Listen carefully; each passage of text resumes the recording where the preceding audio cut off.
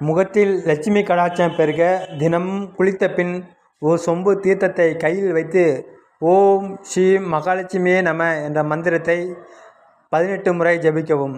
அந்த தீர்த்தத்தை முகத்தில் தெளித்து கொள்வது உங்கள் முகத்தை சுற்றியுள்ள ஒளி வட்டத்தை நேர்மறையாக மாற்றி வசீகரத்தை தரும். நேர்மறையான எண்ணங்களும் பிறருக்கு தீங்கு நினைக்காத குணமும் ஒரு காந்தம் போன்ற ஈர்ப்பு சக்தியை உங்கள் முகத்தில் நிலைக்க செய்யும். இதனுடன் குலதெய்வத்தை மனதார வேண்டிக் கொண்டு நெற்றியில் சந்தனம் அணிவது மந்திர ஒலிகள் உங்கள் உடலில் ஏற்படுத்தும் அதிர்வுகள் முக தசைகளை தளர்த்தி அமைதியான ஒரு தெய்வீக தோற்றத்தை கொடுக்கும். தர்ம சிந்தனையும் பிறருக்கு உதவும் மனப்பான்மையும் உங்கள் கண்கள் மற்றும் புன்னகையில் ஒரு வசீகரமான ஒளியை எப்போதும் நிலைக்க செய்யும். பக்தி கலந்த இந்த அணுகுமுறை வெளியிலிருந்து வரும் எதிர்மறை ஆற்றல்களை தடுத்து உங்கள் முகத்தை பாதுகாக்கும். தெளிவான சருமத்திற்கு தினமும் 3 லிட்டர் தண்ணீர் குடிப்பது அவசியம்.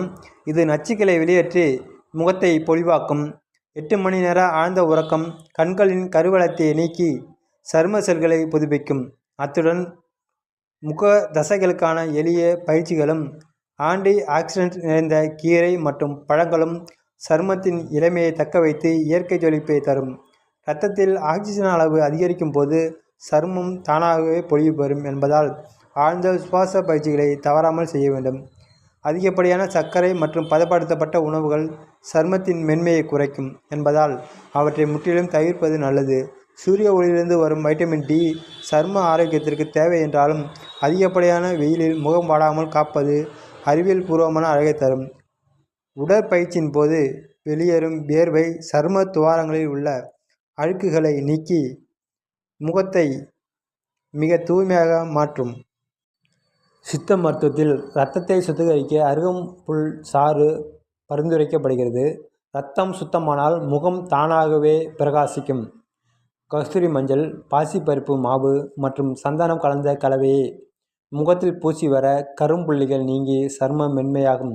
வேப்பிலை மற்றும் துளசி கலந்த நீரால் முகம் கழுவுவது கிருமிகளை அழித்து எந்தவிதமான பருக்களும் வராமல் முகத்தை பாதுகாப்பாக வைத்திருக்கும். திரிபலா பொடியை இரவு நேரத்தில் எடுத்துக்கொள்வது குடலை சுத்தப்படுத்தி அதன் மூலம் முகத்தில் தோன்றும் அலர்ஜி மற்றும் பருக்களை தடுக்கும்.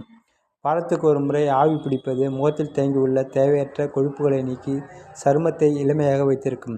குளிக்கும் போது மூலிகை குளியல் பொடிகளை பயன்படுத்துவது இரத்த ஓட்டத்தை சீராக்கி உடலுக்கு முகத்திற்கும் ஒருவித புத்துணர்ச்சியையும் வாசத்தையும் தரும். இளநீர் அல்லது கற்றாழை ஜெல்லால் முகத்தை மசாஜ் செய்வது சருமத்தின் வளர்ச்சியை நீக்கி இயற்கையான ஈரப்பதத்தை எப்போதும் தக்க வைக்கும். உண்மையான வசீகரம் என்பது ஆரோக்கியமான உடல் மற்றும் தெளிவான மனநிலையால் உருவானது. அதிகாலையில் யோகா, முறையான இயற்கை உணவு மற்றும் மந்திர ஜபம் ஆகிய 3ஐயும் ஒருங்கிணைந்து பின்பற்றுவது நிரந்தர அழகை தரும்.